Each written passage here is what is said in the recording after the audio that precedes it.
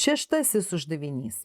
Mes žinom, kad mūsų funkcijos y lygu k šaknis iš x grafikas eina per tašką, kurio abscisė 0,64, o ordinatė 8,8. Reiškia, aš vietoj y įsirašau 8,8, čia k, o vietoj x įsirašau 0,64. Ištraukiu šaknį, 0,8 kart k lygu 8,8. Štai taip. Ir iš čia k bus lygu 8,8, turėsiu padalinti iš 0,8. Gausiu lygiai 11.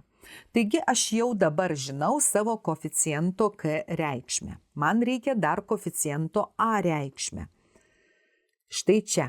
Pasiskaitom sąlygą. Buvo pastumtas mūsų grafikas x ašimi 8 vienetais į kairę. Štai va taip va į kairę buvo pastumtas, į tą pusę.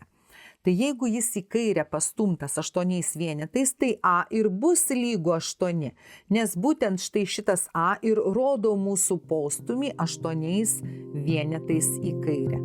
Taigi mūsų a yra lygus 8.